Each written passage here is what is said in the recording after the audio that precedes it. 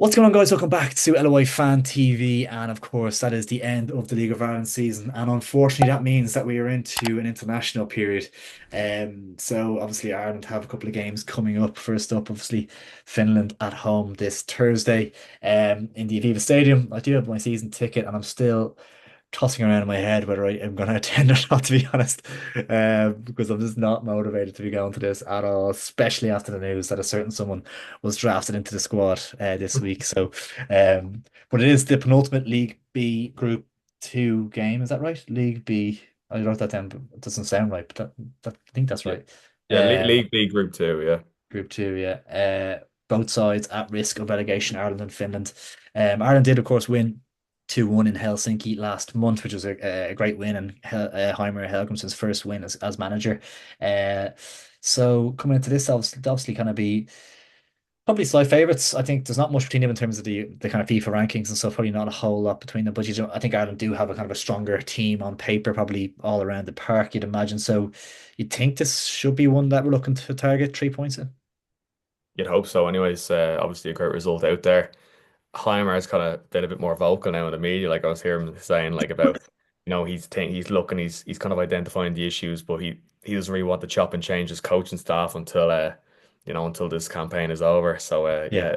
it'd be probably much of the same. Like it's this international football, like you know yourself, it's very hard to kind of implement your style of play. So you just kind of Festy and so on, give them a game, and yeah, like what I think what I think he's doing is working. Like it's working better than the back end of the Kenny era. Like obviously you've Scales, you've Collins for the captaincy, and then you've Darrow O'Shea. Like that's a very competent defensive build, and obviously Queeving Keller's an unbelievable form for Liverpool, Yeah. providing the form of his career. Like I see some Liverpool fans saying now that he should be number one, Yeah. and they should plug off Allison. So that's the testament to him. It's just about the other end of the pitch, scoring goals.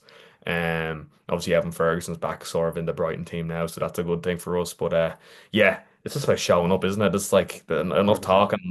Like I saw some people making the point that there's a bit of a mentality in this squad and a bit of a losing mentality. Like it's been normalized. And I think that's Heimer's biggest task to change the culture in the team. And I just hope that we can get a win here to really kick that start that.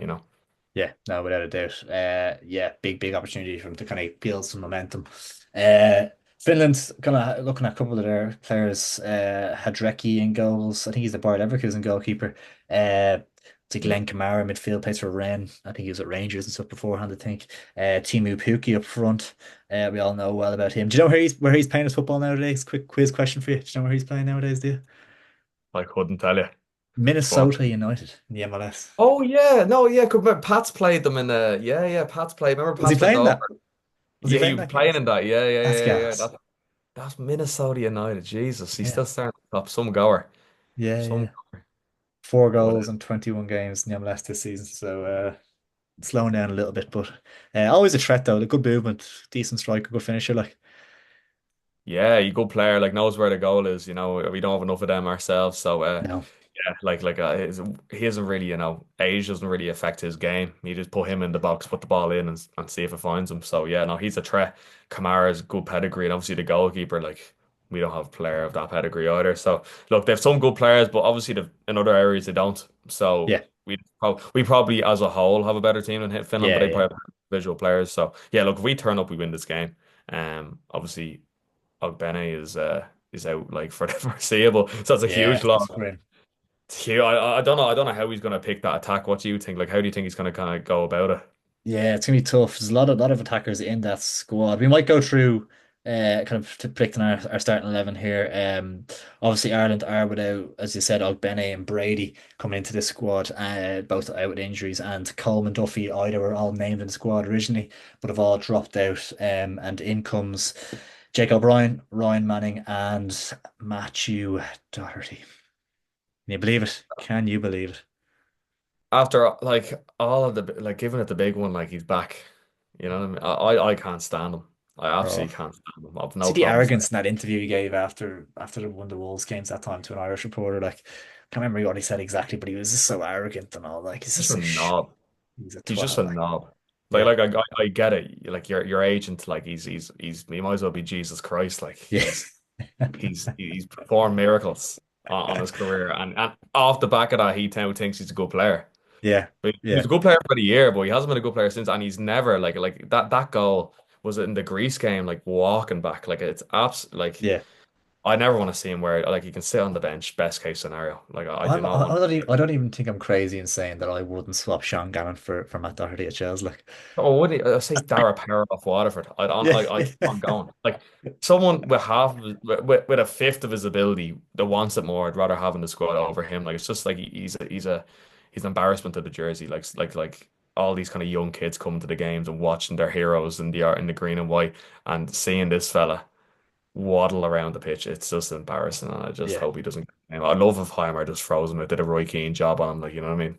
yeah. You shouldn't have called him up. Like, obviously that old kind of cliche, isn't it? Hard work beats talent, and talent doesn't work hard. You know, one of those ones. Like, Yeah, exactly. Festia Bazele, my right back. You know. yeah, fact, fact. We will jump into the team. I think last time out against these, I think Heimer's been going with like a four to back, so it's kind of like a 4-2-3-1 nearly. You happy with that for predicting the team or some Yeah, sort let's of do anything? it. Let's do it like that. Yeah, Yeah. Yeah, cool. cool, cool. So I think as you mentioned, goalkeepers obviously now Bernard Queeve and Kelleher has been fantastic. I'm going to give a quick shout out to Mark Travers though. He's been playing a bit of football for Bournemouth this season. He's looked really, really good. I think he was unfairly dropped for Kepa last week, and Kepa made a mistake for a goal they conceded, I believe, as well. But yeah, it's only one answer really, isn't it, for this one? No, unbelievable. Like Keller, like maybe would have liked to have moved in the summer, but it's worked in his favor. Like he's on the cusp of being Liverpool's number one goalie. Like two unbelievable saves against Villa on the weekend, and I think he like really suits Arnie Slot in the football he plays. So like if he establishes himself there, like he's going to be our goalkeeper for the for the foreseeable. And it's Yeah, bad news for Bazunu and Travers, but like you can't argue with Liverpool number one being in nets. no, So it's brilliant for us. yeah, no, without a doubt, without a doubt. Like potentially like a couple of years time, he could be seen as like a world class goalkeeper. So like it's not out of the realms of possibility, isn't it? Not like Never let himself down in Liverpool jersey. Like no, you can never really think of a time where he's probably to be honest, he kind of has once or twice, against Greece, like with Ireland, like made a mistake. But for some reason with Liverpool, he's just and like the defenders trust him, and he flawless. trusts them. So we just need to. I think it's just a game time thing with Kelleher. Like they don't really know him in the Irish jersey. Like Yeah, that'll come in time. So yeah, by all means, he's on the ball. 100%, without a doubt. Back four then. Obviously, the defenders in the squad: Darragh O'Shea, Nathan Collins, Liam Scales, Mark McGuinness, Callum O'Dowda, Jake O'Brien, Ryan Manning, Matt Doherty, and then Festie's down as a forward, but I would probably imagine he'll be potentially utilized as a fullback. I don't really like him as a winger. I prefer him as like I Mm. think his probably best position is probably a wing back in a back five. So I'm not sure if he'll play right back in the back four. Do you have any kind of thoughts on that? I don't know. Like obviously with the Ogbene injury, like you're thinking who's going to play right wing. Um, Like, yeah, he obviously isn't a right winger, but it kind of, it gives Heimer that flexibility if he does play him on the wing that, if the game plan isn't working, you could switch it to a five and Darius Shea just slots in to a back three. So, like, yeah, I know what you're saying. But at the same time, I'm thinking, if Festi plays right back, who takes Ogbene's place? Yeah, yeah, true. Um, am I right in saying Darragh O'Shea played right back last time against these? I think he might have done. He can do a Yeah. job there. Would that be probably your pick? Obviously, Matt Doherty, or there's no one else really there that kind of stands out Oh, for me as a oh, right full, really. I go Darrow. Like, I'll be interested to hear what you say. I'm going to go Darrow O'Shea. Like playing Premier League football, Ipswich, great result against Spurs in the weekend. A ball playing centre half by all means. Nathan Collins beside him, who was tidy also on the ball. Yeah, I'll happily have him there. Yeah, Darragh O'Shea right back. Quick enough as well, so yeah, I think he could do a job. Nathan Collins is to say, I think yeah, no brainer centre half, right centre back. No brainer, probably captain's armband as well if Coleman isn't back. So yeah, captain.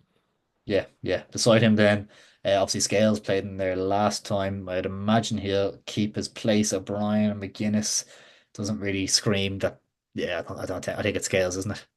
100%. O'Brien can't get a game for Everton and Luton are down the bottom end of the championship, like about to sack Rob Edwards. So you'd have to imagine Scales, like with the Champions League. What did he get man of the match against? What game was it? He got man of the match against. It wasn't Leipzig. It was Atlanta out in Italy. Yeah, So he's in banging form. So it's not 100%. nil all. I think was it or it's Yeah, not. nil. Yeah, yeah, good result. Like yeah. Yeah, yeah. Yeah, no, 100%. A solid centre back partnership, I think. And yeah, it's interesting to see where Scales' kind of future lies in Ireland shirt. Will it be left full? Will it be centre half? It looks like centre half is for the minute anyway, is his spot to lose, possibly. Yeah, well, like look, he's playing there for Celtic, and obviously we've a bit like obviously Dennis Cirkin that talks there at left back could be enticing to put Big an Irish quality, jersey yeah. on. Quality addition, like he'd be unbelievable. But like yeah, it's only good for Liam Scales because like he's not rigid, like he can play in his multiple positions, so you can see him like getting to 50 caps or whatever because like he has that flexibility. Yeah, yeah, 100%. Robbie Brady played left back last time out. Obviously not in the squad this time. O'Dowda looked like the natural left back. Obviously, I don't think he's a natural left back, but the kind of main left back option brought kind of initially in the squad. Obviously Manning and Doherty can do a job there who are both drafted in, but I think O'Dowda will probably get the nod considering he was in the squad originally. Yeah, yeah, and he's actually been doing all right for Cardiff, who aren't really having a great season. He got a goal and assist last week against Norwich, so Where's he playing? Do you know what position? I'm not sure. I'll tell you now. It Devon's Um, left back, is it? yeah, it's a weird one. Like it's a weird one. It's definitely on the left flank anyway. Cardiff. Let's see. Yeah, against Norwich when he got the goal and assist, he was playing um left back in a back Was four. he? Yeah, Wow. yeah. Fair enough. Yeah, fair enough. So yeah, so I suppose when you like kind of look at it like that, it picks itself, doesn't it? Like Yeah, yeah, no, without a doubt. So that's the back four locked in: O'Shea, Collins, Scales, and O'Dowda. A midfield three, then probably kind of a six and an eight and a 10 more than likely. Uh, Last time out against these, I think it was Josh Cullen, Jason Knight, and Finn Azaz. All three are in the squad again. The other two in the midfield position down on paper are Malumbi and Andy Moore. And great to see Andy Moore in there. Hopefully get some minutes at least. I don't think he'll start the game, but it'd be great to see him get some minutes. The only player you can maybe see dropping into the 10 is maybe a Schmodjiks, in more of an attacking lineup possibly. But do you think he'll stick with the same midfield three, Cullen, Knight, Azaz, or do you think Schmodjiks could get the nod in there? well, it's kind of similar with the scales. Like Smonic's one of these players playing multiple positions. Like you're going to get him in.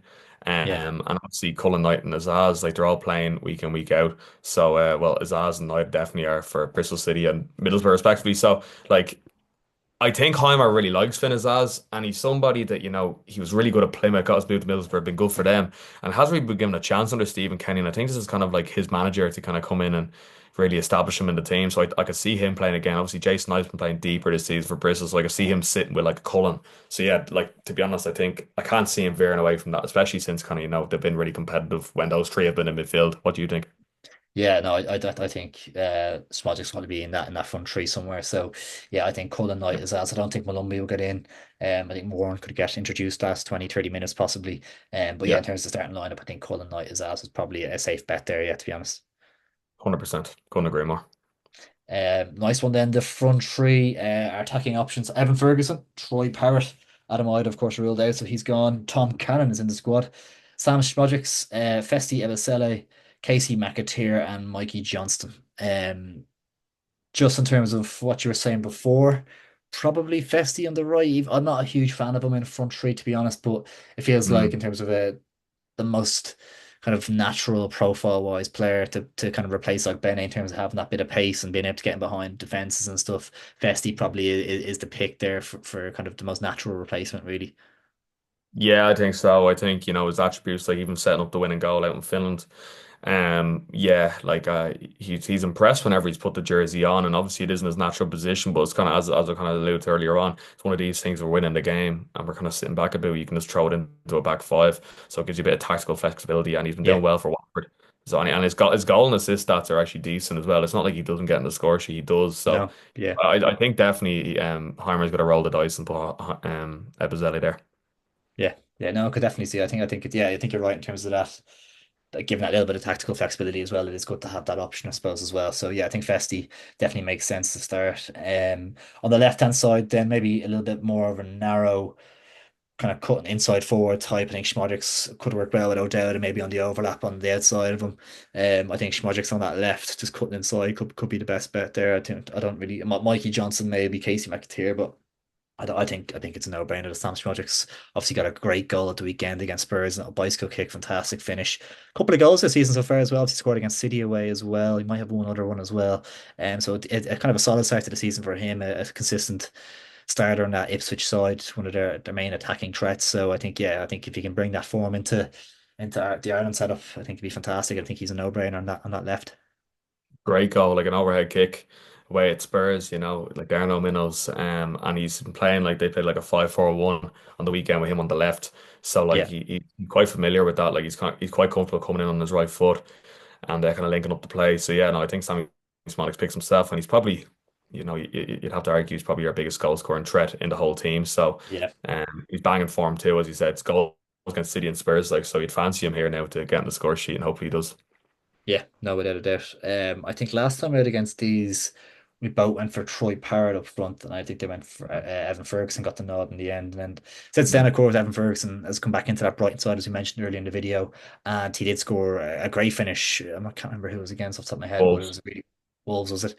Yeah, did they draw that game or something? Did they? It was like a mad end. I think they It wa- conceded 2 goals in 90 yeah, it plus. was. They were winning 2-0, and then they lost. No, sorry, they drew 2-2 then, wasn't it? Due to all, yeah, that was a Yeah, mad game, mad game. But yeah. he took his goal really, really well. To be fair, it's great to see him kind of back on the score sheet, get that little bit of confidence. And I think it's like people were like, obviously he's hyped up so much after I think the Newcastle game that time, wasn't it? And he got a few Uh-huh. goals around that period, then got the injury, and people was just kind of writing him off and stuff. It's just crazy, like just to think he's only 18, 19 years of age, like, and I think he'll get the nod again up front. Obviously, Troy Parrott, Tom Cannon. Other options I think they could be useful off the bench. Parrott in particular, you kind of feel bad for. I'd like to see him maybe get a start at some stage for Ireland, but I think Evan Ferguson probably is the best option. I think Heimer likes that bit more of a focal point kind of target man to play off as well for Festi and Schmodrick as well. So I think Ferguson probably is the right man to wear the number 9. Yeah, I couldn't agree more. Look, Ferguson over the last years has injury problems, and he's been in and out of the side. And people have asked the question, what's he made of, and is this hype that he was getting early in his career gonna go to his head, and could it be an Aaron Connolly job? Which is kind of really refreshing to see him get that goal against Wolves and kind of going back to basics and just kind of keeping your feet in the ground. And like, yeah, this is a great opportunity for him to kind of come into the side and score for Ireland as well and really kick on this season. So yeah, like he picks himself, and obviously Ida being out, Parrott, he's been doing okay, but maybe he's not as red hot as he was 2 or 3 months ago. And then Tom Cannon is a prospect that we probably will see in the future. But as of right now, Evan Ferguson definitely does pick himself. Part of me was thinking like maybe it seems like obviously up front for Brighton you have kind of João Pedro, Danny Welbeck's been unbelievable this season. Your man Rutter they got off Leeds as well, looks a real good player. Like all these attacking options, and I was kind of concerned about his game time. I was thinking maybe a loan in January could be on the cards or something. But the fact he's getting back into the squad a little bit, and it's like not all the goal scoring impetus is on him. There's not it doesn't feel like there's a huge amount of pressure. Maybe like the talk is like slow down a little bit, which I think is actually a good thing for him. I think he Yes. kind of just knuckle down and concentrate on his football as well, and to be learning off the likes of Welbeck and stuff as well. I think it's really important. It's probably a good role model for a player that's kind of lasted in the Premier League for 15 years nearly at this stage. Welbeck, I think so. It's a good role model for him to have there in terms of kind of longevity. Yeah, it's very important because, like, as I said, for a young player to go under the radar is essential, like, because like he was getting these Harry Kane comparisons, and then there was 100 million price tags being put in his head, and then Crazy. here it was everyone saying if he goes for 100 million, Bohemians be able to renovate their stadium and their squad. So like there is like he couldn't escape the limelight. He was getting it over there, over here. He was the prodigal son here. So yeah, it's kind of maybe an issue was obviously we were thinking Jesus, what's he does? He's stunting his growth here, like falling off form wise, but maybe it's a good thing. You just kind of regroup, go back to the basics, and come back stronger. So hopefully he does that. Yeah, yeah. Without a doubt. So then that's our lineup then. Kelleher in goal, Dara O'Shea right back, Nathan Collins and Liam Scales centre back, Callum O'Dowda left back. Then the two kind of holding players we have Jason Knight and Josh Cullen. Then we've got Finn Azaz just in front of them. On the right hand side we've got Festi Ebosele. On the left Sam Schmodriks and up front Evan Ferguson. Happy with that? Happy with that. Sounds good. Happy days. Finally, before we finish off the video, I'll get a scoreline prediction from you, Luke. I'm gonna go 1-0 Ireland. Uh, 1-0 Ireland. Tammy Smoddix, what do you think? Uh, I will go for 2-0 Ireland. Nice clean sheet, couple of goals. Finish off in the Aviva in style. Yeah, 2-0 Ireland. Yeah, that'd be lovely, wouldn't it? That'd be great. And third place, I was trying to read up on third place. Like it's not as straightforward as you just stay. It's like you go into like all the third place teams go into a league. That I'm still Do baffled they, by yeah? that. I was reading about it. It's like first place go to League A, second Yeah. place go into playoff for League A, and then third place go into like all the third place teams play each other, and then the loser goes to League Three. So I don't know. And Yeah, then obviously mad. more places get relegated. But it's yeah, it's an Yeah, interesting format. Obviously, it's better than friendly. So long yeah, may it it's true. continue. You know? Yeah, yeah. Are you gonna get any of this hype gear to see the hype range that was released Oh, today? stop the 94 stuff. What are they at? 150 quid or 90 quid or something like. What are they like? What are they at? Like, it's just the Castor looks so out of place on it as well, doesn't it? Like, it'd Yeah, be it's different if it was crap. like Adidas original or something like, but it's just the fact it's Castor. It's Yeah, just it looks crap and it's so expensive. And it's not even like match jerseys, right? It just looks shite. Like, no, obviously that news as well. But the FEI, not giving Christmas bonuses this year and telling their staff they're going to be could possibly be made redundant in the new year. Like, and oh, then obviously dropping this. This is almost like it's a the cry. It's a plea for finances. yeah, yeah, it's Another sad. day It's of sad Irish state of football. affairs, isn't it? Like, Oh, it's really grim. It's grim, but yeah, I don't know. It's the time is so weird as well. It's almost like they're clutching on, and instead of being like, right, we're going to build for the future, it's like, no, well, let's just clutch onto the past more. You know? for dear life. Yeah, yeah. I think it was kind of telling that the FAI Cup final just gone. I think had a higher attendance than the last Irish home game. I think that says all you need to know, doesn't it? Yeah, the league is growing and the national team isn't. And like it's funny what you're saying. Like, I feel like lots of the listeners and viewers on this watching this will resonate with the Ireland are playing tonight, but like, do I want to go? Because it's just like there's no real buzz around it, is there? It's No. just kind of flat. It's really flat. Yeah, no, it is. It is. Yeah, no, 100%. And then like the league we can't get to enough league games. People are dying for tickets and can't wait. And then I have a season ticket for Ireland. I'm like, will I bother? Like a football training, I might just go to that instead. Like, whereas a few years ago that was never the case. Like, it's just mad that that's where we're at. Like, Oh, a few years ago, when like Martin O'Neill, Roy Keane, and like every game yeah, it was like Germany at home, and yeah, it was just deadly. Like that, like those. It's so funny because like we're saying those are the days for our generation, but then if you go back another generation, they were used to successive World Cup qualifications. So yeah, it's just it's a decline over a course of a few generations. I just hope you know some miracle happens where they get a hold of themselves and they start rebuilding, but it doesn't look like it as of right now. no, no, not yet. Anyway, got a bit deep there towards the end, but yeah. We need to be put in charge of Irish football. We'll sort it out. Like, do you know what I mean? I will Like, start it out, Jesus. We'll yeah. be walking around in our League of Ireland jerseys and the FEI HQ. Civil War. Damien Duff plays Abbott's down to the Oh, ground. Dave, we'll get him in. He'll get him Get in. him We'll put in. him on the Yeah, he'll ground. sort it out. Yeah, real Uh, thick. Luke, been a pleasure, man. Thanks a million for tuning in, guys. Really, really do appreciate it. Please drop a like in the video if you did enjoy, and make sure to subscribe if you are new. But yeah, let us know your predictions for the game down in the comments below. If you're going as well, let us know as well. But yeah, take it easy, guys. Catch you in a bit.